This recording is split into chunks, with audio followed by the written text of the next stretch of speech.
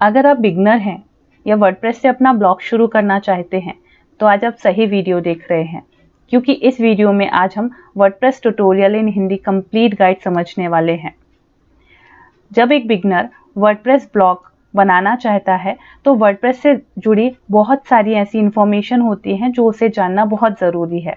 जैसे कि अगर आप अपना वर्डप्रेस ब्लॉग शुरू करना चाहते हैं तो ब्लॉग चाहे आप ब्लॉगर से बनाएं या वर्डप्रेस से, सबसे पहला वर्क होता है आपके ब्लॉग की निश। जब तक आप अपने ब्लॉग की निश डिसाइड नहीं करेंगे आप अपना ब्लॉग शुरू नहीं कर पाएंगे। आधे से ज़्यादा न्यू बिगनर यही गलती करते हैं और उनका फर्स्ट ब्लॉग अनसक्सेसफुल हो जाता है क्योंकि वो अपनी निश डिसाइड नहीं कर पाते हैं। तो सबसे पहले आपको सबसे ज़्यादा समय देना है अपनी निश डिसाइड करने के लिए। ब्लॉगिंग की निश, ब्लॉग निश मतलब होता है कि किस टॉपिक पर आपका ब्लॉग रहेगा। मतलब कि आप अपना ब्लॉग, जैसे कि ये मेरा एक ब्लॉग है ब्लॉगिंग कोर्स इन हिंदी। मुझे ब्लॉगिंग के बारे में काफ़ी ज़्यादा जानकारी है, इसलिए मैंने अपना ब्लॉग ब्लॉगिंग कोर्स से रिलेटेड ही बनाया है, जिसमें मैं ब्लॉगिंग से रिलेटेड सारी इन्फॉर्मेशन हिंदी में लिखती हूँ। ऐसे ही आपको जिस भी चीज़ में इंटरेस्ट है, जिस भी चीज़ में नॉलेज है, आप उस पर अपना ब्लॉग बना सकते हैं। सिर्फ नॉलेज एंड इंटरेस्ट नहीं, आपको काफ़ी चीज़ें देखनी होती है अपना निश डिसाइड करने के लिए। तो एक प्रॉफिटेबल निश कैसे सिलेक्ट करना है, तो आप इस ब्लॉग में आके, मैंने एक पोस्ट लिखी है तो आप यहाँ पे सर्च करके देख सकते हैं कि निश कैसे सिलेक्ट करना है। तो वर्डप्रेस ब्लॉग बनाने के लिए सबसे पहले आपको अपना ब्लॉगिंग निश डिसाइड करना है। निश डिसाइड करने के बाद आपको डोमेन नेम परचेज करना होता है। डोमेन नेम क्या होता है? डोमेन नेम जैसे कि ये blogging course in Hindi .com, ये डोमेन नेम होता है। एक अट्रैक्टिव कैशी डोमेन नेम कैसे सिलेक्ट करना चाहिए, उसके लिए भी आप यहाँ पर आके डिटेल में इंफॉर्मेशन पढ़ सकते हैं। जैसे कि यहाँ पे लिखा है वर्डप्रेस ब्लॉग कैसे बनाए, स्टेप बाय स्टेप गाइड। अगर आप यही पोस्ट पढ़ लेंगे तो आपको शायद ब्लॉगिंग से रिलेटेड हर एक जानकारी बहुत डिटेल में हो जाएगी कि ब्लॉग क्या होता है, ब्लॉगिंग निश कैसे चूज करना है, डोमेन नेम कैसे चूज करना है, डोमेन नेम कैसे खरीदें, होस्टिंग कहाँ से खरीदें। इसमें सारे पॉइंट्स बहुत ही डिटेल्स में दिए हुए हैं, तो आप इसे पढ़ सकते हैं। तो वर्डप्रेस ब्लॉग शुरू करने के लिए सबसे पहले आपको अपनी निश सेलेक्ट करना है। उसके बाद एक अट्रैक्टिव सा डोमेन नेम जनरेटर की मदद से भी आप डोमेन नेम सेलेक्ट कर सकते हैं। तो एक अट्रैक्टिव सा डोमेन नेम परचेज करना है। उसके बाद आपको अपनी होस्टिंग परचेज करनी है। कौन सी होस्टिंग परचेज करनी है उसके बारे में मैंने डिटेल इन्फॉर्मेशन यहाँ पे आपको बताई है। जैसे कि मैं मेरे ब्लॉग में ब्लूहोस्ट होस्टिंग यूज करती हूँ।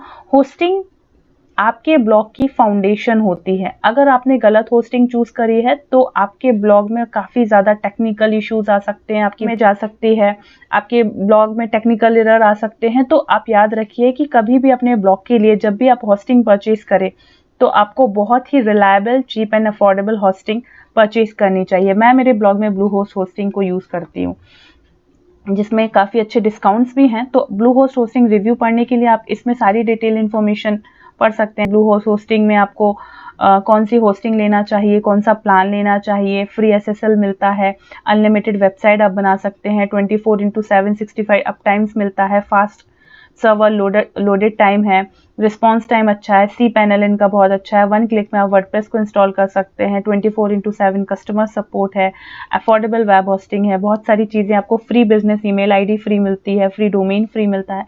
तो यहाँ आपको सारी इन्फॉर्मेशन मिल जाएगी। तो वर्डप्रेस के लिए सबसे पहले वर्डप्रेस के लिए आपको अपनी होस्टिंग परचेज करना ज़रूरी होता है। जब आप अपनी होस्टिंग परचेज कर लेते हैं, जैसे कि सपोज अगर आपने ब्लूहोस्ट होस्टिंग परचेज की है, उसकी लिंक मैंने डिस्क्रिप्शन में दी हुई है। तो जब आप अपनी होस्टिंग परचेज कर लेते हैं तो आपके सामने कुछ ऐसा डैशबोर्ड आएगा। ये आप ब्लूहोस्ट डॉट, अगर आप इंडिया में रहते हैं और आपकी टारगेटेड ऑडियंस इंडिया है तो आपको bluehost.in से परचेज करना है। और अगर आप US की कंट्री को और फॉरेन कंट्री को टारगेट करना चाहते हैं तो आपको bluehost.com से परचेज करना है। मैंने मेरी पोस्ट में सारी डिटेल्स दी है, तो होस्टिंग परचेज करने के पहले आप वो पोस्ट ज़रूर पढ़िए। तो परचेज करने के बाद सिंपली आपको यहाँ से लॉगिन करना है। लॉगिन करने के बाद आपके सामने कैसा डैशबोर्ड आ जाएगा।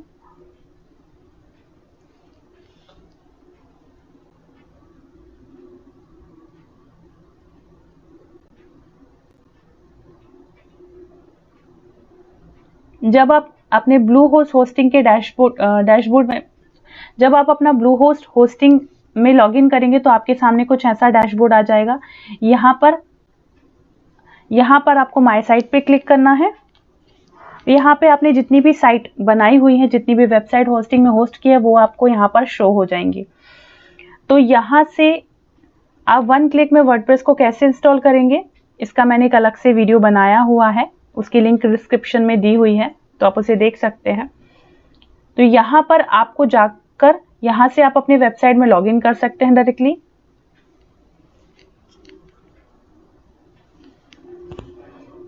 जैसे ही आप अपने वर्डप्रेस में लॉगिन होते हैं तो ये एक ऐसा डैशबोर्ड आपके सामने आएगा। वर्डप्रेस ब्लॉग शुरू करने के लिए जब आप अपनी होस्टिंग परचेज करते हैं, होस्टिंग परचेज करने के बाद आप 1 क्लिक में वर्डप्रेस को इंस्टॉल करते हैं। तो इंस्टॉल करने के बाद जो आपके पास डैशबोर्ड आता है वो इस टाइप का होगा। ये मैंने जस्ट इंस्टॉल किया हुआ है, तो आप यहाँ पे देखेंगे कमिंग सून एक्टिव, मतलब अभी ये वेबसाइट एक्टिव नहीं है। यहाँ अभी मैंने एक भी पेजेस नहीं बनाए हैं, एक भी पोस्ट नहीं बनाई है, ये जस्ट इंस्टॉल किया है। इंस्टॉल करने के बाद आपके सामने कुछ ऐसा आएगा। अभी हम इसके बारे में डिटेल में इंफॉर्मेशन समझेंगे कि वर्डप्रेस इंस्टॉल करने के बाद आपको सबसे पहले क्या करना होता है। तो सबसे पहले करने के लिए आप ये ब्लू होस्ट, ये तो होस्टिंग से रिलेटेड डिटेल इसे छोड़ दीजिए। डैशबोर्ड में ये जो होम है, होम में आपको यहाँ पर जो भी सारी इंफॉर्मेशन दिखेंगी वो आपके ब्लॉग से रिलेटेड अपडेट्स रहेंगी। तो यहाँ पर सिर्फ आप एनालाइज कर सकते हैं कि आपके ब्लॉग से रिलेटेड क्या अपडेट्स हैं। अब ब्लॉग से रिलेटेड ये सारी अपडेट्स दिखेंगी। यहाँ पर आपको पोस्ट पे आ जाना है। जब आप अपने ब्लॉग के लिए पोस्ट लिखेंगे तो आपको पोस्ट लिखने के लिए ऐड न्यू पोस्ट पे जाना है। ऐड न्यू पोस्ट पे जाएंगे तो आप अपने ब्लॉग के लिए पोस्ट लिख सकेंगे। आपको सारी पोस्ट, आपने अपने ब्लॉग में कितनी पोस्ट लिखी हैं, आप ऑल पोस्ट पे क्लिक करके सारी पोस्ट को एक जगह पर देख सकते हैं। कितनी आप पब्लिश कर चुके हैं, कितनी ड्राफ्ट में है, वो आप यहाँ पर देख सकते हैं। जैसे कि मेरा ये एक ब्लॉग है, तो यहाँ पर आप देखिए, जैसे कि मैंने यहाँ पे ऐड न्यू पोस्ट में ये पोस्ट लिखी हुई है, तो यहाँ आप देखेंगे यहाँ पर एक टाइटल, यहाँ पर आप टाइटल लिखते हैं, ये आपकी परमालिंक होती है। परमालिंक के बाद ये आपका डैशबोर्ड होता है। यहाँ पर आप लिख सकते हैं जो भी आप लिखना चाहते हैं। लिखने के बाद आप या तो इसे सेव इन ड्राफ्ट करें या फिर आप यहाँ पे पब्लिश करें। तो यहाँ पर आप अपने पोस्ट को लिख सकते हैं। आपको कोई भी इमेज अपलोड करनी है तो आप इमेज अपलोड करने के लिए ऐड मीडिया पर जाके इमेज अपलोड कर सकते हैं। आपको हिंदी में लिखना है, आप यहाँ से क्लिक करके हिंदी में लिख सकते हैं। और यहाँ पर आपको लिंक्स लगानी है, यहाँ पे लिंक्स लगा सकते हैं, बोल्ड कर सकते हैं, ये सारी पेजेस लगा सकते हैं। यहाँ से आप कैटेगरी डिसाइड कर सकते हैं, यहाँ से आप टैग लगा सकते हैं। कैटेगरी लगाने के बाद यहाँ से आप टैग यहाँ से लगा सकते हैं और आप यहाँ पर इमेजेस को अपलोड कर सकते हैं। ये सारी चीज़ें हम नेक्स्ट वीडियो में सीखेंगे कि वर्डप्रेस में फर्स्ट यूज़र फ्रेंडली पोस्ट या एसईओ फ्रेंडली पोस्ट कैसे लिखते हैं। इसका हम एक नेक्स्ट वीडियो बनाएंगे। तो ये एक इंट्रोडक्टरी पार्ट है वर्डप्रेस के बारे में। तो जब आप ऑल पोस्ट में आएंगे तो यहाँ पे आपको सारी पोस्ट मिल जाएंगी। जैसे कि मैं अगर यहाँ पर क्लिक करती हूँ तो वहाँ पर आपको एक ही जगह पे आपने कितनी पोस्ट पब्लिश की हैं वो सारी इंफॉर्मेशन मिल जाएगी। जैसे कि ये मैंने जितनी भी पोस्ट यहाँ पर पब्लिश की हैं, कितनी ड्राफ्ट में है, कितनी पब्लिश्ड है, वो सारी इंफॉर्मेशन एक जगह पर मिल जाएगी। न्यू पोस्ट लिखने के लिए आप ऐड न्यू पोस्ट पे जाएंगे। कैटेगरी क्या होती है, जैसे कि मेरा ब्लॉग जो है वो ब्लॉगिंग कोर्स इन हिंदी में है। यहाँ पर मैंने ब्लॉगिंग कोर्स इन हिंदी एक ऑनलाइन फ्री ब्लॉगिंग कोर्स है जहाँ पे आपको कंप्लीट ब्लॉगिंग के बारे में इंफॉर्मेशन मिलती है। अब ब्लॉगिंग में बहुत सारे कंसेप्ट होते हैं, जैसे कि WordPress, social media, keyword research, ये जो सब कैटेगरी हैं इन्हें हम कैटेगरी बोलेंगे। तो आप हर एक पोस्ट आपकी एक पर्टिकुलर कैटेगरी में होती है, तो आप यहाँ से कैटेगरी चूज कर सकते हैं। टैग यूज कर सकते हैं। टैग आपकी पोस्ट की रैंकिंग में हेल्प करता है। जो भी आप अपने पोस्ट में वीडियो अपलोड करना चाहते हैं, इमेजेस अपलोड करना चाहते हैं, वो आप मीडिया से कर सकते हैं या डायरेक्टली पोस्ट लिखते टाइम आपको यहाँ पर ऑप्शन मिल जाता है, आप यहाँ से कर सकते हैं। पेजेस में आपको पेजेस बनाना है। सेम ऑल पेजेस में आपने जितने भी पेजेस बनाए हैं आप देख सकते हैं। ऐड न्यू में आप न्यू पेज बनाने के लिए आप ऐड न्यू ऑप्शन का यूज करेंगे। पेजेस किसी भी ब्लॉग के लिए आपको कुछ 4-5 पेजेस बनाना बहुत कंपलसरी होता है, जैसे कि about us page, contact us page, privacy policy page, terms and condition page, disclosure, ये सारे पेजेस बनाने के लिए आप यहाँ पर ऑप्शन यूज कर सकते हैं। कमेंट, अगर किसी ने आपके ब्लॉग में कमेंट की है तो आप यहाँ से चेक कर सकते हैं। इसके बाद अपीयरेंस। अपीयरेंस सबसे ज़्यादा ज़रूरी है। अपीयरेंस में आप थीम एक्टिवेट कर सकते हैं। जैसे कि आप देखेंगे कि ये मेरे ब्लॉग है जिसमें मैं जनरेट प्रेस थीम यूज़ करती हूँ। तो इस थीम को यूज़ करती हूँ, तो ये मैंने उसकी एक डिज़ाइन बनाई हुई है। आप चाहे तो कैसी भी डिज़ाइन बना सकते हैं। मैंने एक बहुत ही सिंपल सोवर डिज़ाइन बनाई हुई है। ये मैंने यहाँ पे हेडिंग लिखी है, यहाँ पे मेन्यूज़ लिखे हैं, ये मैंने कॉलम्स में अपने पोस्ट के लिए कॉलम्स दिए, ये मेरा साइड बार है।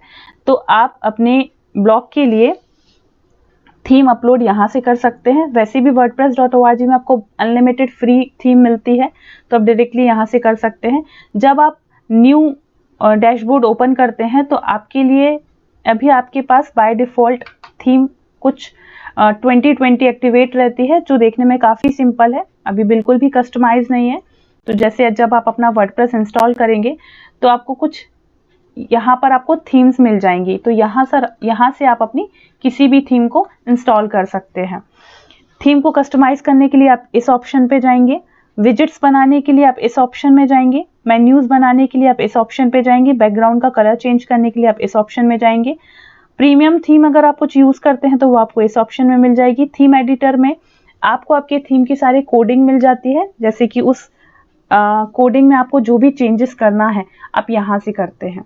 वर्डप्रेस में सबसे ज़्यादा इम्पॉर्टेंट पार्ट होता है और इम्पॉर्टेंट फीचर हम कहें होता है प्लगइन्स का। तो प्लगइन्स को इंस्टॉल करने के लिए आप यहाँ से प्लगइन को इंस्टॉल कर सकते हैं। यहाँ इंस्टॉल पेगल में जो प्लगइन्स में जो भी प्लगइन्स इंस्टॉल्ड है वो आप यहाँ से देख सकते हैं, और अगर कोई न्यू प्लगइन्स को ऐड करना है तो आप यहाँ से देख सकते हैं। यूजर्स में आपको कुछ सेटिंग करनी होती है आपके बारे में, और टूल्स में कुछ इन्फॉर्मेशंस हैं जो सेटिंग्स का पार्ट है, जो आपको ये सेटिंग्स करनी होती है। तो ये सेटिंग्स कैसे करनी है, आप इस पोस्ट पे आएंगे तो आपको यहाँ पे सारी इन्फॉर्मेशन मिल जाएगी। यहाँ पर एक पोस्ट है जहाँ पे आपको वर्डप्रेस की सारी सेटिंग्स मिल जाएंगी। देखिए, most important WordPress dashboard setting in Hindi. WordPress जब आप डाउनलोड करते हैं तो आपको वहाँ पे बहुत सारी सेटिंग्स करनी होती हैं। तो यहाँ पे मैंने स्टेप बाय स्टेप बताया है कि आपको कौन कौन सी सेटिंग्स करना कर सकते हैं।